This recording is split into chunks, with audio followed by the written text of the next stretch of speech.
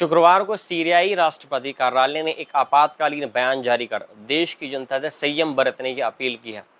राष्ट्रपति भवन ने कहा कि हम दक्षिणी सीरिया में जारी हिंसक झड़पों को गहरी चिंता और दुख के साथ देख रहे हैं।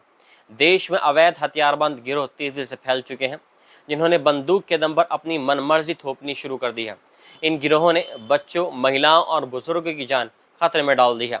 स्थिति पर काबू पाने के लिए विशेष सैन्य बलों को भेजने की तैयारी की जा रही है। दक्षिणी प्रांत के पश्चिमी और उत्तरी इलाके में पिछले रविवार से खूनी संघर्ष चल रहा है। एक तरफ बेदुइन कबीलों की सशस्त्र टुकड़ियां हैं, तो दूसरी तरफ स्थानीय ड्रुज लड़ाके। शुरुआत में ये मामूली झड़पें थीं, लेकिन अब सीरियाई सेना ने दखल देने की कोशिश की तो मामला हाथ से निकल गया। ड्रुज गुटों के जवाबी हमले में सीरियाई सेना की दर्जनों जवान इसमें मारे गए हैं, जिसमें पूरे इलाके में एक अराजकता सी फैल गई है। सबसे चौंकाने वाली बात यह रही कि इजराइल ने इस पूरे संघर्ष का फ़ायदा उठाते हुए सीरिया के 4 प्रांतों पर एक के बाद एक भीषण हवाई हमले शुरू कर दिया। इजराइल ने दावा किया कि ड्रुज समुदाय की रक्षा के लिए हमला कर रहा है, लेकिन उसकी मिसाइलें सीधे दमिश्क के राष्ट्रपति भवन और जनरल स्टाफ मुख्यालय पर आकर गिरी।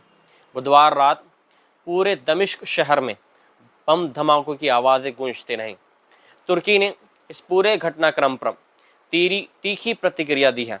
तुर्की के विदेश मंत्री हाकान फिदान ने सीरियाई विदेश मंत्री असआद अल-शबानी से फ़ोन पर बात कर कहा कि तुर्की सीरिया की एकता और अखंडता के साथ मजबूती से खड़ा है। तुर्की ने इजराइल पर आरोप लगाया कि वह पूरे क्षेत्र को युद्ध में धकेलने की कोशिश कर रहा है और यह बर्दाश्त नहीं किया जाएगा। ईरान ने भी यूरोप और इजराइल पर करारा हमला बोला है। ईरानी विदेश मंत्रालय के प्रवक्ता इस्माइल बाघई ने यूरोपियन यूनियन को सीधे तौर पर आड़े हाथों लेते हुए कहा कि यूरोप इजराइल के बर्बर हमलों को सीरियाई इलाकों पर बढ़ते हमले कहकर ढकने की कोशिश कर रहा है। उन्होंने कहा कि यह सीधा पाखंड और दोहरी नीति है।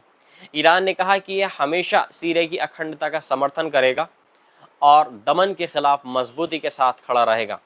गुरुवार रात अरब और अमेरिकी मध्यस्थों की मदद से सीरियाई सरकार और स्थानीय गुटों के बीच एक समझौता हुआ, जिसके बाद सीरियाई सेना ने सुविधा से पीछे हटना शुरू कर दिया, लेकिन ज़मीनी हालात अभी भी तनावपूर्ण बने हुए हैं। ड्रुज और बेदुइन गुटों के बीच झड़पें जारी हैं और इजराइल ने भी अपने सैन्य गतिविधियों को तेज़ कर दिया है। पूरे सीरिया में एक बार फिर गृह युद्ध का खतरा मंडरा रहा है। राष्ट्रपति भवन तक पर हमला हो चुका है। सेना को पीछे हटना पड़ा है। इजराइल के हमले थमने का नाम ही नहीं ले रहे और अंतर्राष्ट्रीय ताकतें अपने अपने हित साधने में लगी हैं। लोग डरे हुए हैं कि कहीं पूरा मध्य पूर्व एक बार फिर युद्ध की आग में न झोंक दिया जाए।